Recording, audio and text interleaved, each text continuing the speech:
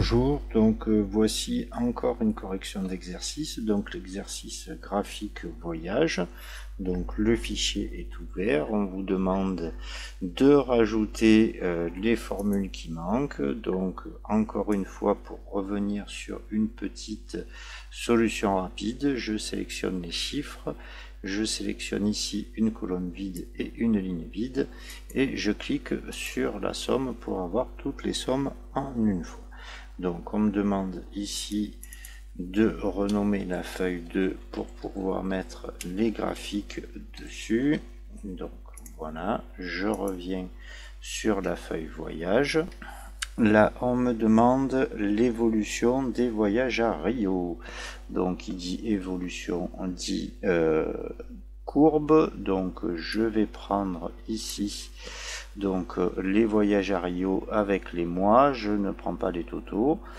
Donc je viens ici dans insertion, ligne, les courbes, voilà les voyages à Rio. Donc je supprime la légende qui me sert à rien, je renomme ici évolution des voyages à Rio. Voilà, donc j'ai absolument ce qu'il faut. Bon, éventuellement pour celui-là, je vais mettre en forme la série de données. Et ici, dans style de ligne, je vais appliquer un petit lissage, histoire que la courbe s'arrondisse un peu. Voilà, je ferme, je coupe mon graphique, je sélectionne la première cellule et je colle.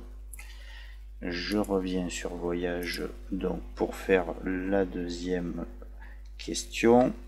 La répartition des voyages, donc c'est la même sélection, à part que ici on va faire un graphique en secteur. J'ai mon secteur ici, donc je vais le prendre dans l'autre sens, je vais mettre répartition des voyages à Rio. Donc là toujours pareil, on va apporter une petite modification qui dit répartition dit pourcentage.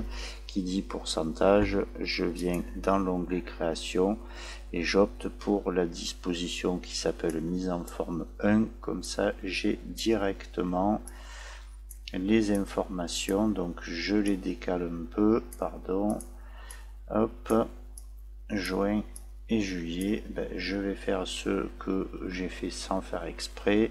Je vais faire ressortir ici la part la plus petite. Donc j'ai cliqué sur le camembert, j'ai cliqué sur la part du mois de mai, j'ai maintenu la souris et j'ai décalé légèrement. Vous avez vu que le graphique a diminué en conséquence. Donc une fois que j'ai fait ça, je clique dans un endroit où il n'y a strictement rien, je coupe mon graphique, je viens sur la feuille graphique, je fais un clic dans la première cellule vide et je colle. Et je reviens sur la feuille voyage. Donc le dernier graphique, on vous demande l'évolution des voyages au cours des mois. Alors beaucoup font ça pour faire le graphique, donc pour construire en fait 4 courbes. Ce n'est pas la question posée. La question posée, c'est l'évolution des voyages, donc les voyages en général. Donc je prends les mois et je prends les totaux des voyages ici. Et on me parle d'évolution, donc je fais de nouveau une courbe. Je supprime la légende. Ce que je vais faire, c'est rajouter le titre. Donc dans disposition, je trouve le titre que je mets en superposé. Donc évolution des voyages. Alors c'est quelque chose qu'on n'a pas abordé, mais on pourrait aussi avoir les titres des axes, l'axe principal horizontal, c'est-à-dire celui d'en bas, avec par exemple, on va le rajouter ici et je vais mettre moi, bien que ça se voit parfaitement. Et sur le titre de l'axe vertical, ici, je vais mettre nombre de voyages c'est pour rajouter quelque chose à cet exercice. Une fois que c'est fait, je coupe mon graphique, je sélectionne la première cellule visible sur le côté gauche et je colle. Une fois que j'ai fait ça, je désélectionne mon graphique, je vais dans la mise en page, les options de mise en page, les en-têtes et les pieds de page avec un en-tête personnalisé, donc Excel, graphique et Air Voyage.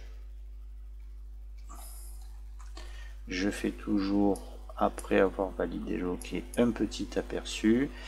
Donc je m'aperçois ici que j'ai des bordures. Alors ce n'est pas les bordures qui apparaissent sur la feuille lorsque je travaille, c'est les bordures qui ont été mises ici dans l'onglet feuille en ayant coché quadrillage à l'impression.